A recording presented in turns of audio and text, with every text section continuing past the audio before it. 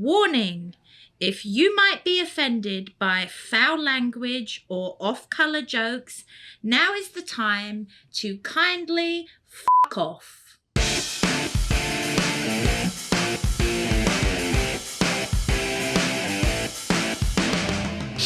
On today's episode of Londoner Calling Pubcast, we will break down the Euros as they make the Final Four, the Copa America, also now at the semifinal stage. We've got some great stories for you guys today. No mentions of onions and only one mention of Mary. And then on top of that, we will have our wanker of the week, but we balanced it out this week. We're going to give a player a 5-star performance. Give some they'll be positive surprised news. who we picked. They will be surprised who we picked. So we'll do all of that, guys. Stick around. Hello and welcome back to another episode of the Londoner Calling Pubcast. I am Ben Drabick, joined as always by Barry Tate. Barry, how are we doing today? Well, not so good. Not too good. England's in the semi-finals. No. We've had some complaints about the podcast. Oh. Saying what? Well, actually, it was my daughter. Okay. She said there's too much talk about sex That's my on the fault. podcast. That's me. It is your fault. That's me. And Charlotte. Charlotte, I'm just a wordsmith. Of course. Don't know where that came from. Anyway. Yeah, no, that was good. You're like Shakespeare over here. I just, and I said, no, it's Ben's fault. And when I explained to her, she said, I've got to give you a stern talking to. Okay, so please, let me have it. Well, what it is, there's certain words you use, and you know what my mind thinks like. Oh, you'll say words and it triggers it. I wish I didn't, but yeah. No, you're doing it. Yep. You're doing it. So there's certain words that you're not allowed to use. I've got a list, and I'll give it to you after we've finished. Okay. I mean, you don't want to tell me right now in case I say it? I'll say it. Yeah. You can't say pull back. Yep. Hard. Okay. Come or come in. Okay. 12 inches over the line. You can say over the line, but skip the 12 inches. I would love to know where I've said 12 inches over the line. Well, I'm telling you just in case. Oh, just in case. I got you. I thought this was... Okay, yeah, no. Wow, you're on top of it. You can't say the word length, score, handball. All right? All right. And last of all, titties. Okay, that's too far. You're telling we got to give ourselves some fun, right? Right? We can say titties, right? Yeah. All right, there we go. Charlotte, we're going to say titties. Right. Anyways. Anyway, there's your list. So let's get into it. Let's get into the soccer here. Semi-finals. Rather talk about titties. Well, let's talk about England because they got saved against Switzerland. It was quite the boring game, wasn't it, to start again? That's just how it is. You've got to get used to it now. It's tournament play. You don't want to go. You don't want to go over the top. You want to feel each other out at first. You'll get teams maybe like Turkey that want to go forward that, but they're not in anymore. No, it's a different style. You can blame Pep Guardiola. A lot of the media blames Pep Guardiola for the way that the game is played now. But we do see it where teams. Look at the teams left, right? England, known for defense. France, known for defense. Spain barely conceded a goal. Netherlands, not the best. It's the same in any sport. It seems to be NFL, basketball. Defense wins champions. Defense. Maybe not for the NFL. Patrick Mahomes is pretty good at football. Yeah. But that's what wins you. Yeah, that wins you titles, special players, special moments. But let's go back. I want to go to England, Switzerland. I want to start there. We got to talk about him. We got to talk about the savior of England, the savior of Arsenal, maybe the most perfect human being to ever exist, Bukayo Saka. 81st minute, team's down 1-0, steps up and delivers an absolute worldie of a strike. And then I want to move on to the penalty shootout as well, because we all know Saka's history with the Euros and the penalties. With his goal, I read someone was saying, he meant to cross that. No, he didn't. I know. No, he didn't. If you watch it, it's the same goal he scored against Man United. Yeah. Actually, I saw an interview a couple days after he was with Luke Shaw, who, by the way, played well, finally made an appearance for England, so that was interesting. Can he play a whole game? That's what we need Probably to know. Not yet. No. That was his first appearance in however many months. But I saw a video, so when Saka scored a very similar goal against Man United, some fans, Arsenal fans probably do remember, picture perfect goal, same thing. Shaw was the defender, and so they were talking to Shaw and Saka in an interview, and Shaw said something like, I've seen that goal before, and Saka's like, I know you have, basically. He's like, you had a great seat for it, you were right there for it. We were absolutely packed, all the pubs, absolutely packed. How was it on the day? It was brilliant. It got to nearly 2 o'clock, and I thought, we're not going to be as busy as I thought, and then, they just keep coming in. That's when the game starts, And when Switzerland scored, it's like a hot air balloon. You let the air out. Dagger. It goes from fucking euphoric. Come on, we can do it. Isn't that sports though? Isn't that sports, again, right? But it's England. No, not again.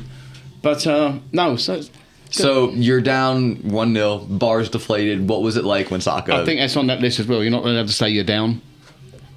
I'm gonna lose everything. Well, then be so prepared. let's say England 1-0 Switzerland. Saka scores. What is the bar like? What are the pubs like when Saka put that ball in the net? Oh, it's just pandemonium. I mean, everybody up there. You got beers. Is it beer flying? I love it. Someone just bought a beer and it gets knocked up in the air. And one, have another one. Have another one. You're already charging for it. It is. Yeah. Well done for you on that. Yeah. And then go to penalties. I want to talk about that too. All 5 England players scoring their penalties. I don't think I've ever seen that. All 5 England players. Do you know if that's been done before by England? I don't know, but it's funny too because someone tweeted that it was all 5 black players for England scoring, and obviously Cole Palmer went first, but he is of African descent. Yeah, he is because his father's side. So 5 black players scoring for England, and it wasn't just like they took them with confidence. I thought every single penalty, it wasn't like. Obviously, I mean, one thing you've got to say with Southgate is getting them prepared. They might be playing. I mean, France aren't playing any better than England. There's a few teams. France haven't scored an open play goal yet. We'll get to that. We'll get to that. Again, I didn't get to watch their game. I watched the replay. I don't know why. Fucking 0-0, and I'm sitting watching it. But it's worth it to watch. Yeah. No, I'll tell you what. When Saka stepped up to take that penalty, do you know what was so good? There wasn't an Englishman in this place. You could feel they just wanted him to score, even if we would have lost the actual shootout. Yeah. Come on, Saka. At least let Saka score. Also, he got you there too. It was good to see. It was good to feel that after all the shit he went through from these fucking idiots, these fucking morons that get online and do that shit. Because they would have done it again to any one of them players. Any single one of those black players, Palmer, I know. I mean, how old Saka? 22, 23? 22 or 23. 22. He's that much pressure. In front of millions of people. He's got it again. Well, in fact, Gary Lineker, did you read what he said? No, go on. No, Alan Shearer. Go on. When they're coming up to take pressures. Oh, yeah. He said, pressure, what pressure? That was for Trent. That was for Trent's penalty. Yeah, he said pressure, that. what pressure? Pressure is for tyres. Yeah. I thought it was nice to actually see Trent as well get some minutes. Oh, yeah. I think he should get way more than he's been given, but still happy just to see him. Every one of them penalties was a good one. Yeah, and Pickford as well, saving and doing well. I thought he's... Well, because he's big got it in his bottle. Did you see that? Yeah, he's got the list of everybody. He's got the list of which way they normally shoot on the bottle. If it's allowed, why wouldn't you do it? Not, I would love it. I thought it was brilliant to see them and as a team really unified as that. I think that next round's going to be... I'll tell you what, though, that fucking corner that little midget took... How do you say little midget? It's a midget. A midget's a midget. There's never a big midget, is it? Why did I say little midget? I don't know. Just midget does it, doesn't it? Yeah, you're really doubling down on that. I used to have a customer who used to come in and, hey, you little midget. I said, fucking midget does it, mate. You don't say little.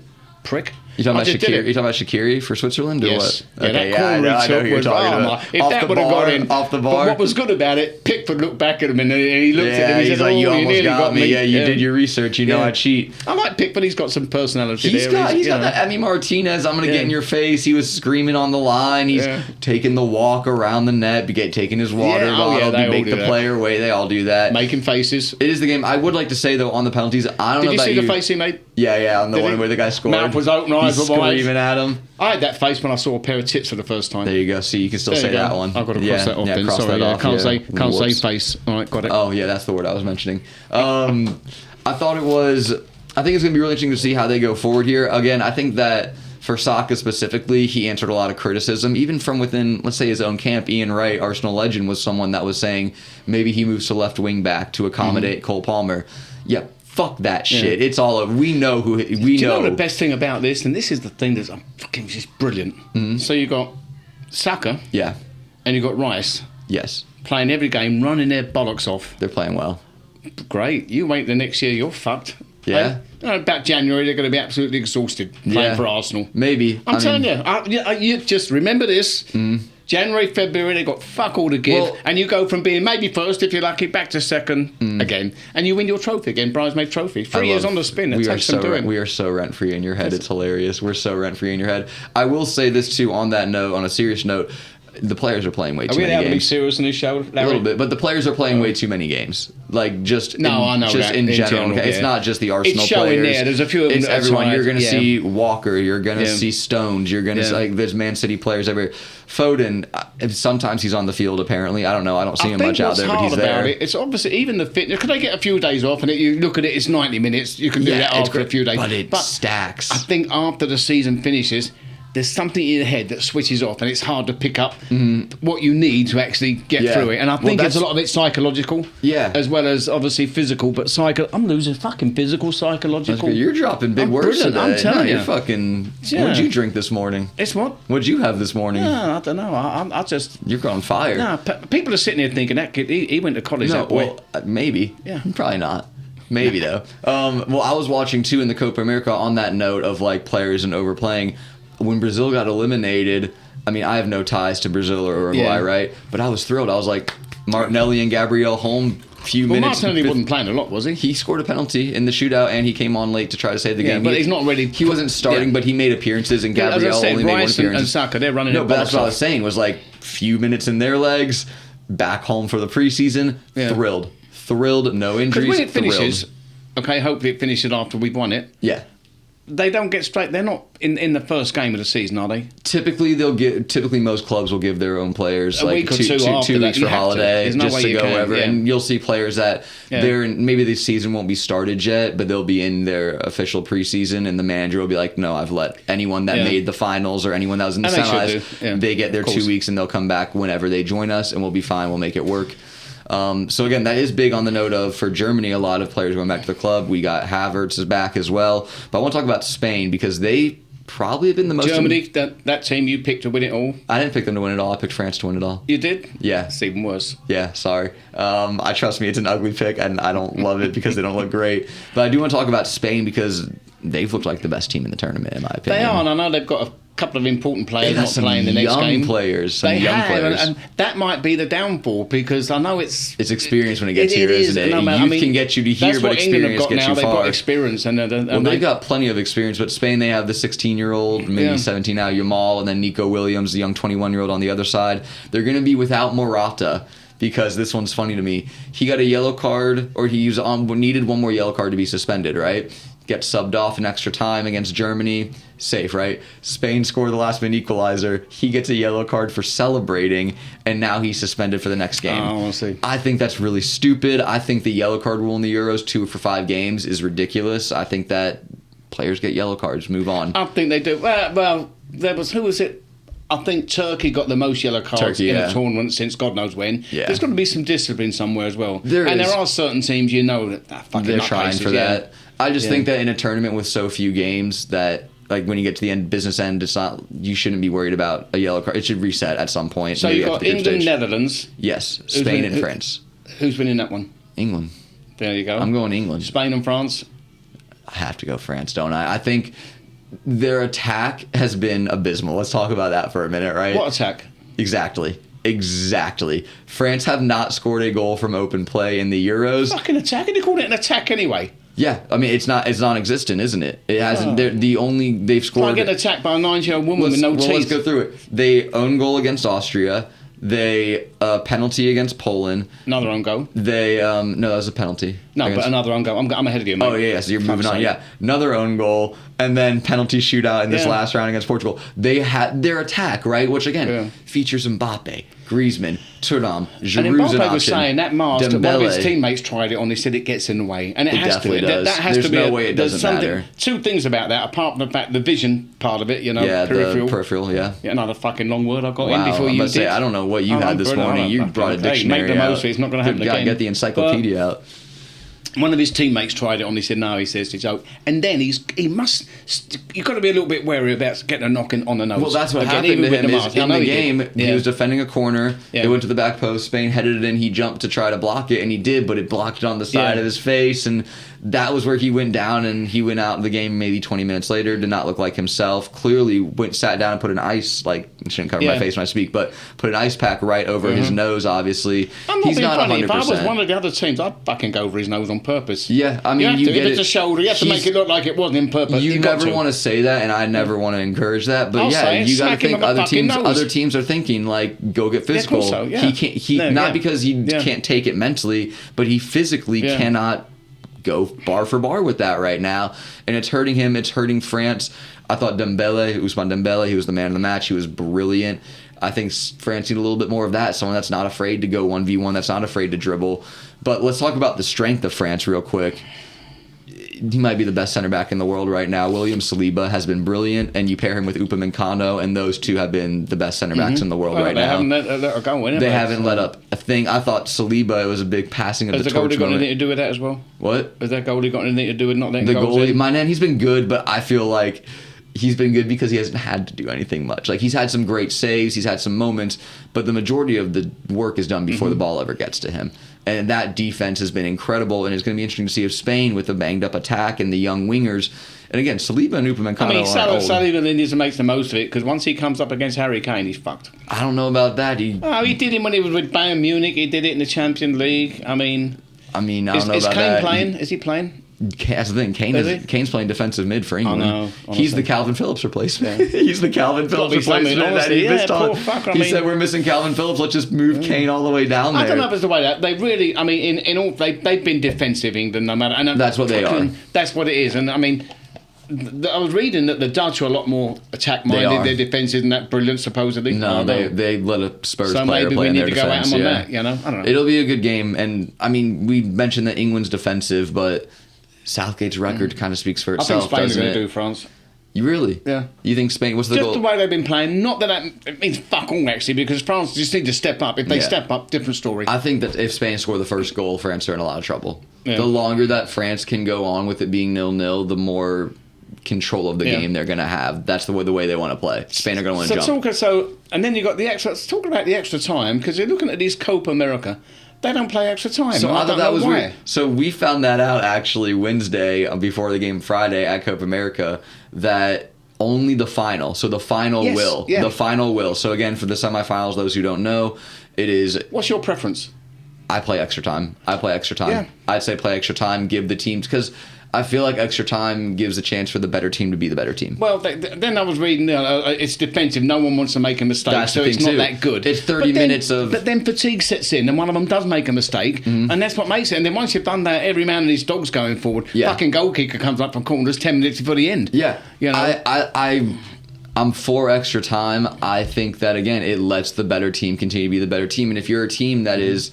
Let's call it what it is. Like when Turkey was defending the Netherlands, right, at 1-1, they're just fighting to get to extra time, fighting to get to pens. Netherlands score again. It didn't work out. But it gives the better team more time to be the better team. And that's what I like. I don't want to see a team put 10 men behind the ball constantly. I don't like anybody going out on corners anyway. You know, you mean penalties? Yes, sorry. Yeah. I think that corner by the Swiss. Yeah, sorry. So you got Shaqiri's haunting you right now. But penalties are... It's a good... It's not the best way to decide a game. I never liked it growing up playing that way, but it is... And a lot of times it is 0-0 and it goes to penalties anyway. It is entertainment, though. It is good entertainment. Yes, of course it is. And then if you're the team that they've got to play next, okay, you think, fucking let them have extra time. It all plays into the next game as well. They're a little bit tired. This guy played 120 minutes at a 90. These subs there's more to it than just, let's get straight to it and wankers. So you're putting Spain-England in your final? Yeah. Do you have a prediction for the winner? It's England. Yeah, everyone fucking knows that. 1-0? Everyone knows. It's what? 1-0 or 2-0? What are you saying? Hope the fuck it's not penalties. Could you imagine back-to-back Euro finals go to penalties for England? I would physically not be able to watch Bukayo Saka take another penalty in the final. 1-0. I like it. And Spain-France scoreline? I was going to see if you were paying attention. I was going to go 2-1 to France, but no. I mean, you'll make one viewer very happy. No, it would have to be a 1-0, wouldn't it? Because France haven't let fuck all in at the moment, so I can't see someone getting 2. Unless they have to go forward and open themselves. 2-0 to Spain. 2-0 to Spain. I'm going to go 1-0 to France. Mbappe is going to restore, finally score an open play goal. I'm going to go 2-1 England over the Netherlands. England score first, Netherlands equalize, England get it done late. That's how I say it goes down. All right, so let's move on to... Actually, I do want to still stay here talking about managers. There is a manager in one of these tournaments. Yeah, what's the most embarrassing thing that's ever happened to you? Probably this podcast. Is it really? No, you don't tell people about it, though, do you? I mean, no, of course I tell people about it. Yes, I do. I tell people about it all the time. I show them episodes. I show them the Paul episode mostly. When you're younger, it's a learning. It's life. You're learning as you go along. I don't think you ever stop learning. I think one of the most embarrassing... I know it was, even to this day. Yeah. I was 15. I just caught the end of the hippie era. Okay. Just to give you some history here. So, in the hippie era, your hair just grew, and mine goes more afro. Yeah. But after the hippie era, I can see that. at that, So my hair was just all out everywhere, and I was going for a job. I was 15, and my brother said, "Go get your hair cut." So I thought, I'll go around Sid's barber shop where I used to go as a kid. Yeah. He said, no, don't go there. He said, go here.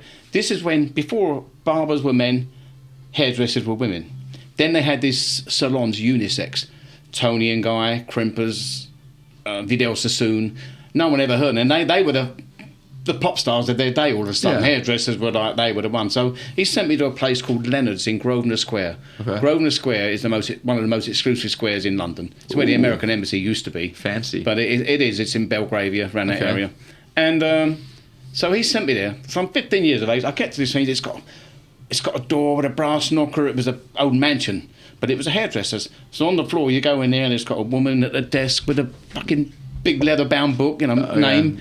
I've come to get my fucking hair cut. There's a woman with this name. Sign up for valet. Yeah, well, if you like to get in the elevator on the third floor. Chris. So the men's hairdressing was third floor, women was second floor. A haircut place with an elevator is already very fancy. It was a mansion. It used to be. And the bottom floor was all jacuzzis and saunas and all. And this is 40-odd years ago. I didn't know what a fucking jacuzzi or a sauna. What a fucking... I was, You're trying to get some I get in the lift scissors, as I come out. And then there's all leather couches, and the ceiling was painted all with clouds, and... This puff comes out. His name was Chris. He said, I'm Chris. I'm going to be cutting your hair. So he said, I'm going to be doing this and doing that. And I'm fucking, I don't give a fuck. Sounds great. Just do it. Yeah. So, and the place was busy. So he said to me, if you'd like to go over by that sink, I'll be over in a minute and I'll wash your hair. I've never seen one of them sinks before. It's the one with a bit missing. They had the hairdressers. Where you put your neck in and then they wash your hair. I've never seen one before. Oh, so God. I went there and it was bar height. And it had a bar stool that was backed against the sink. Okay. I tried to turn the bar stool around because I thought it was back to front, so it was bolted to the floor. So I straddled the bar stool. Oh my God. I put my head in like that. You went like... Yeah. Oh my so God. I put my head in first like that, and then so you're face down instead in the of sink. this fucking old queen, instead of whispering, it's not like, turn hey. around, mate. No, they love an audience. They fucking love an audience. Who doesn't? He put his hand on his hip in the loudest voice possible. He said to me, "Going to cut your hair, dear, not chop your head off." I looked around, fucking hell, get me out of here. So it happens. We live and we learn, though. I hated hairdresser from then on story. in. It was fucking embarrassing. It's a great story. It cost me £5, which was, I used to earn £5, 7 and 6 wages. It cost me a week's wages. Yeah, but £5 would Because then be after nothing that, for a haircut now. it was all the Rod Stewart look and all the hair used to get curls on. Fucking. No, a haircut costs way more now. Honestly. Yeah, I wish my haircut cost £5. Mind you, looking back, I've got this old queen trying to cut me hair, and I'm bent with my arse sticking up in the air, out with my head in a sink. I got lucky, didn't I? How many times you been there, right? If I had a It could nickel, have been a lot, right? it could have been a lot worse. Right? Could have been a lot worse. I do want to talk about one of the managers here. In 100 games, this manager, one of the managers of the remaining semifinalists for Copa or for Euros, 61 wins, 23 draws, 16 losses. What would you say about that record? Out of 100 games, 61 wins, 61% win percentage with 23 draws and only 16 losses. He's Pep's dad. He's Pep's dad? Pep's dad. So that is Gareth Southgate's record with England. It is actually. That is Gareth Southgate's record with England. And I want to go on even more. In the 2018 World Cup, he made a semi-final. In the 2020 Euros, 2021 Euros, whatever COVID year, made the finals. Quarterfinals of the 2022 World Cup and actively in the semifinals of another Euros. Do we give him too much stick because he doesn't win pretty, or is he genuinely just the luckiest man in the world? No, it's not luck. Not when there's that many. No, it's. But he knows how to play tournament football. As again, it's not pretty. It's way a lot of these games football. aren't pretty. They're until not a goal to be. scored, maybe, but until then, a lot of it is too cagey. It's supposed to be. But he knows it, and all the shit you get in England. I mean, yes, he's getting $5 million a year. Yeah. But he is making results. He's had the best record than any manager, I would imagine, in England. Yeah. He has. With the tournaments. He has. So, he's the first manager to make all these semifinals. As much as I want England to win the tournament, I'd like it for him to win this one. Shut the fuck up. Give him a little something. Yeah. Give him a little something. Yeah, shut the fuck up. From now on that's how I felt about Saka's performance yesterday. And get used to Sir Gareth. Ooh, Sir Gareth. We're getting some big shouts. If he brings football home, it's Sir Gareth. I agree. You don't think he's going to get a knighthood? Oh, he would. Hey, it might not be straight away. Did you see the future King of England? Oh, yeah. Hey, jumping up in the seat, pumping the air. Do you want to talk about that? That's our fucking Go for it. Talk about it. So they show Prince William there. Yep. And he's a soccer fan. He's a Villa fan. A Villa fan. But obviously an England fan, too. Yeah, but I mean, at least England, you see decent football. Fucking Villa. Yeah, facts. Anyway, Love so that. he's up there, but the goal goes in. You saw one of them, they got him with his hands in his head when we were losing. Yeah. And then he's jumping, he's fist pumping. It's so real. And it's 100% real. It's so real. I mean, you can't fake being a fan. I don't give a fuck if you're the future king of England, if you're fucking homeless on the streets. fucking It doesn't homeless matter. on the street. You are going to be... You're a soccer fan. Yeah. When your team scores, you go, yeah, especially in a game like that. And I love it too because it is so on how he's trained not to behave. Probably. Yes. I'm sure he's been told you sit in your seat, you sit in a certain way. Yeah. You're told how you sit. Someone will bring you tea, you sip it, you watch it like you're watching Wimbledon. Yeah. But he's like, oh fuck that! I love the game. No, he can't help it. It's not. I don't think he's got any control. No one does. When you're there, you can. Let's say tie the hand behind your back. Yeah. Hello, Mary. Talking about that. Oh, anyway, Lord. So Jesus. it's you can't. You've got to jump up there. And it's all of England love to see that. And I think any sports fan loves to see that. If you had a future president of America and you see him at a sport and really they've got into it. I think that if either of the two candidates for president of America jumped right now, they might not land. They might not be able to land. No, they'd probably break a hip. Yeah, that's what I was thinking. So good for him for being active enough to do that because I do not know if our candidates with all that's could do going that. on, it was really good to see it. It was. Yes, All right, so I do want to move and talk about Copa a little bit. Larry and I, our producer, shout out Larry, he was there. We were working the Venezuela-Canada game where went to pens again. Let's start before that. Argentina went to pens, and the only man to miss was Messi. But he did. He tried that silly. He tried the little chip, and it hit the Panenka. He tried to chip it, hit the bar, it went over. Yeah. His team, Martinez, probably the best penalty saver in the world, bailed him out again, saved 2 in a row. The team scored the next 4, so they got through. As mentioned, Larry and I were working the game at AT&T Stadium between Canada and Venezuela, and since he's not on the mic, I'll attest for Venezuela's fans, out fucking standing. From minute 1 to the end of penalties, they were jumping, they were singing, they were loud, they filled the stadium. That was the most packed game we had. It went 51,000 roughly. To put it in perspective, the USA only had 45,000, and it was 41,000 for Chile, Peru. So again, the most fans at the stadium, including a USA game at AT&T Stadium, was Venezuela, Canada. And no disrespect to Canada, but Venezuela was probably 98% of the fan base there. As I sat next to Larry, who directed the game, many a time did I hear, guys, seriously, can we please find a Canadian fan? We have to balance this out on the show. Yeah. And it was just hard to find them because we were showing the same ones very often, but there just weren't many there. But Venezuela fans, from the lower decks to the upper decks, it was incredible. I know the game didn't go their way, but when Rondon scored to equalize, oh my God. He was the only one that was going to score. Oh my God. They had no real chances. I know he played in England. I think he played for West Bromwich Albion. Played for West Brom, and he played for Everton, actually. Oh my God, I'm blanking on the manager. He used to manage West Brom, but he loved him, and he brought him with him when he went to Everton. So he was... Big Stan, he didn't do it, did it? Was it? Stan not Collins. No, it wasn't. Big Stan? It was, I forget who. It don't matter. This is going to kill me, but whatever. But he actually has more goals than the rest of the entire Venezuela national team combined. Well, it's good, when you're Venezuelan, you're living over here, a lot of them don't really want to be over here. It's because of political, they've had to come here and... no, but they turned up. Not out of choice, put it that way.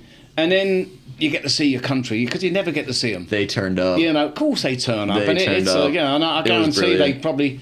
A lot of them couldn't. It wasn't money they needed to spend on a ticket, but they did. Yeah, no, and they showed up in full force. It was great to see. So now their reward, or actually Canada's reward for winning that shootout, it'll be Canada, Argentina, and it'll be one of the hottest... They already played, haven't they? It was 2-0. They did, and it was 2-0 Argentina, but Canada had chances. Yeah. Canada had many chances to take the lead in that match, to make it interesting. I'll tell you what, would you have thought Canada got further than America in this tournament? I'll tell you yes, because of their coach. Because I looked at both coaches and I could have told you yes. Well, you give them credit. Good luck to them. No, brilliant to Jesse Marsh for being here. This is the first, obviously Canada's not typically included in Copa America, so for a call and ball team, I don't think that the other South American teams are too fond of that. I've seen things on the internet of basically all the South American teams are rooting against Canada. I don't think it's that big in Canada anyway. It can't be, but obviously it's so hockey. For them to make it this far is a huge testament to them and Colin Ball, and also it kind of shows what the U.S. wanted to do, which is, we're the new kids on the block at Copa. better start taking us shit seriously because we'll beat you. We'll beat your teams. And they did. And they have. And now did we speak about that last week about who's going to be the new manager for the USA? They keep throwing Klopp in there, but... Yeah, that's not going to happen. We know that. He won't. It would be, I don't see why. Why not? If I he would wants to love take it, a little bit of time off, it's not... He won't want to, is my bigger thing. They mentioned that this week is midweek. They're going to make a decision or announce a decision. I don't know why you had to wait a fucking week to fire somebody. Hopefully. Well, hopefully. Time, yeah. Well, I don't think it needs time. Ecuador fired their manager after losing a shootout to Argentina that night.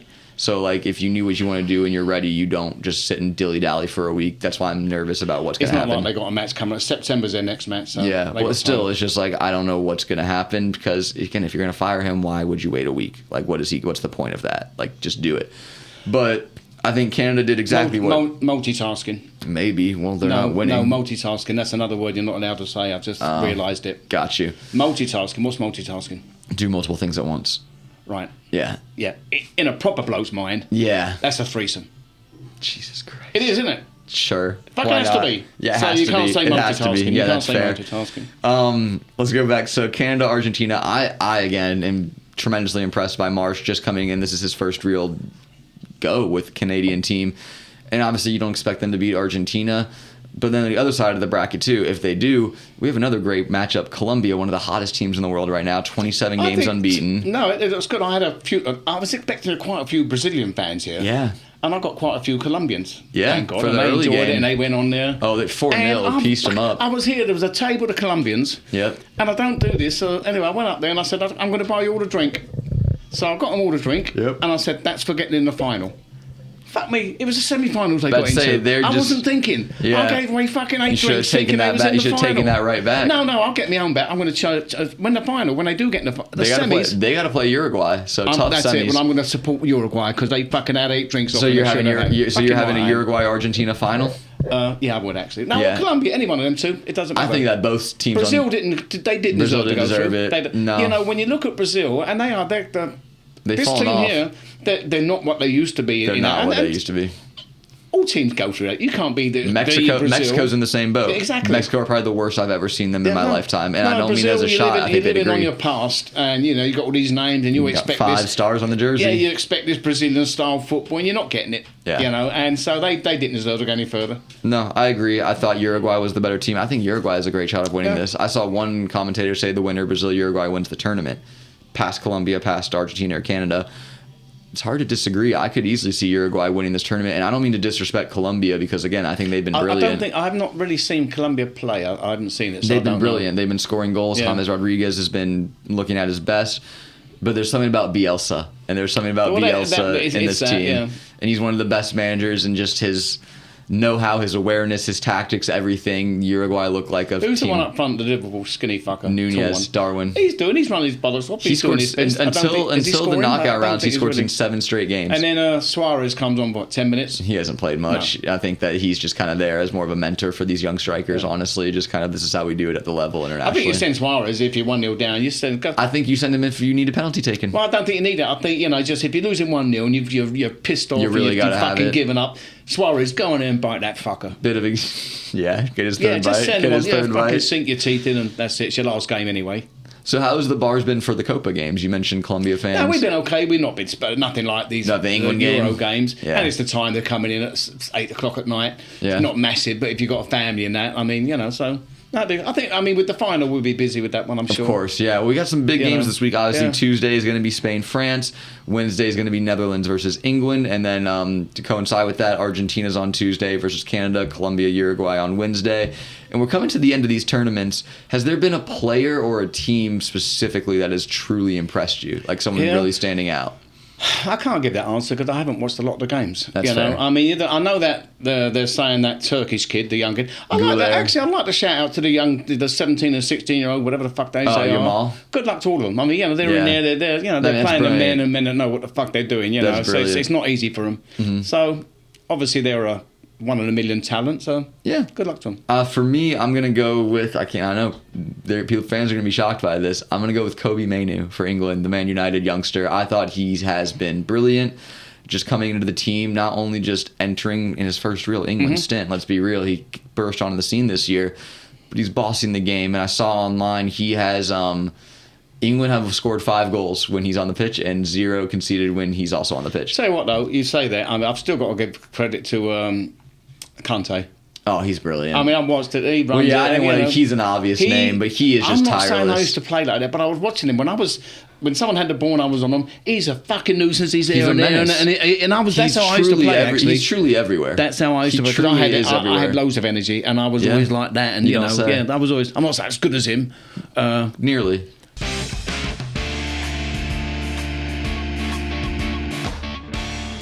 All right, Barry, let's get into it. We're going to have to wrap. We've done a good Euro chat. We've done some good Copa chat. Do you have any stories you want to hit me with before we do Wanker of the Week? Actually, I'm going to... Last week I said to you something about love. Yes. What is love? And you started singing some Baby, Don't Hurt song. Me. Yeah. That was it, yeah. Yeah, that was funny, I thought. Sing that to that ball boy. Okay, pause. The ball boy song, that is. The ball boy song. That is not what it means. Anyway. All right. No, I'll tell you what, I'm going to... This is true story. I had an uncle and aunt... and they were in their fucking 60s, 70s, been married 50 years. She was a raging alcoholic. They were always arguing, oh, you bitch, oh, fuck you, you bitch. It was, I mean, real proper marriage. Yeah. And then when they put them there, eventually got put in a old people's home, they called it assisted living. Assisted living home, yeah. When they were there, they had to put them on different floors because of their arguing. If they passed each other on the stairs, you old bitch, oh, fuck off, you bastard, oh, you bitch. And then they had to separate. That's how bad they were. And they were married. Well, Aldel, he died first. So they're at the funeral and they're all around the grave, and my aunt Zia, Eleanor, she's there in a wheelchair, and one of my uncles has got her there. He went, never mind, Eleanor. He says, you'll get used to it.